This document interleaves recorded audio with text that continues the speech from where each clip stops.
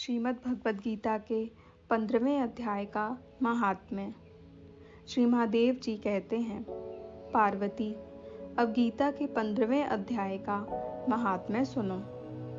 गौड़ देश में कृपाण नरसिंह नामक एक राजा था, जिनकी तलवार की धार से युद्ध में देवता भी परास्त हो जाते थे। उनका बुद्धिमान सेनापति शस्त्र और शास्त्र की कलाओं का भंडार था। उसका नाम था सर्वमेर रुंड। उसकी भुजाओं में प्रचंड बल था।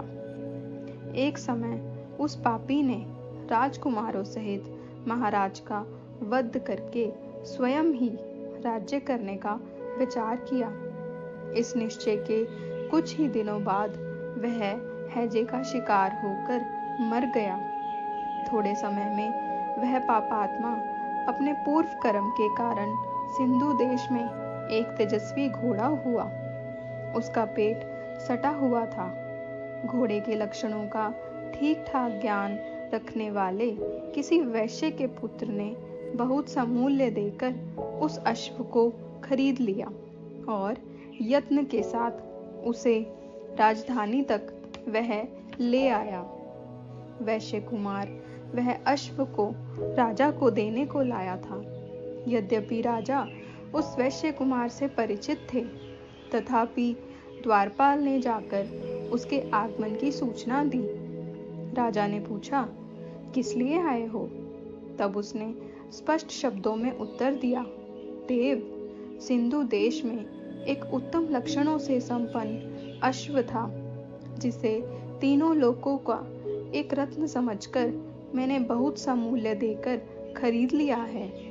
राजा ने आज्ञा दी, उस अश्व को यहाँ ले आओ। वास्तव में वह घोड़ा गुणों में उच्चई श्रवा के समान था। सुंदर रूप का तो मानो घर ही था। शुभ लक्षणों का समुद्र जान पड़ता था। वैश्य घोड़ा ले आया और राजा ने उसे देखा। अश्व का लक्षण जानने वाले आत्मयों ने इसकी बड़ी प्रशंसा की।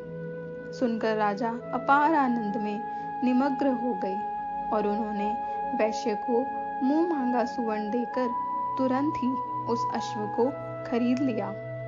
कुछ दिनों के बाद एक समय राजा शिकार खेलने के लिए उत्सुक हो उसी घोड़े पर चढ़कर वन में गए। वहां मृगों के पीछे इन्होंने अपना घोड़ा बढ़ाया।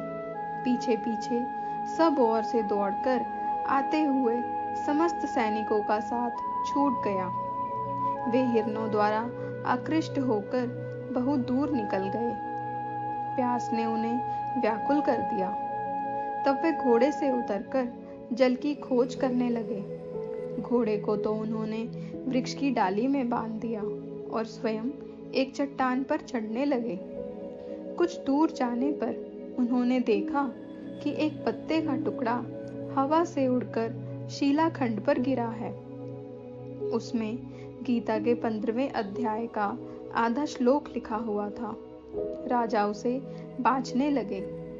उनके मुख से गीता के अक्षर सुनकर घोड़ा तुरंत गिर पड़ा और अश्व शरीर को छोड़कर तुरंत ही दिव्य विमान पर बैठकर वह स्वर्गलोक को चला गया। तत्पश्चात राजा ने पहाड़ पर चढ़कर एक उत्तम आश्रम देखा, जहां नाग केशर, केले, आम और नारियल के वृक्ष लहरा रहे थे। आश्रम के भीतर एक ब्राह्मण बैठे हुए थे, जो संसार की वासनाओं से मुक्त थे। राजा ने उन्हें प्रणाम करके बड़ी भक्ति के साथ पूछा, ब्राह्मण, मेरा अश्व जो अभी अभी स्वर्ग को चला गया, उसमें क्या कारण है?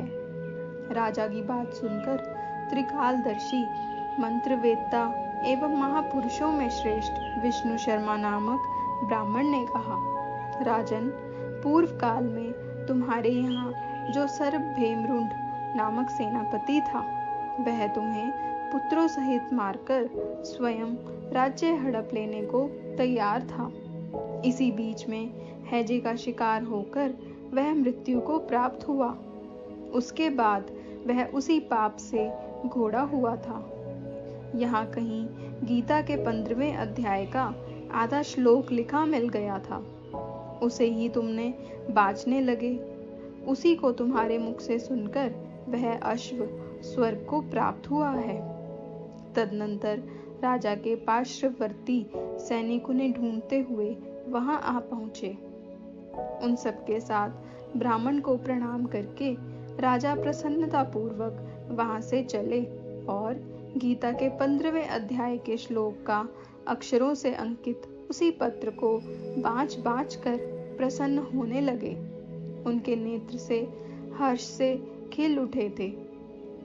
घर आकर उन्होंने मंत्रवेत्ता मंत्रियों के साथ अपने पुत्र सिंहबल को राज्य सिंहासन पर अभिषिक्त किया और स्वयं 15वें अध्याय के जप से विशुद्ध चित्त होकर मोक्ष को प्राप्त हो गए।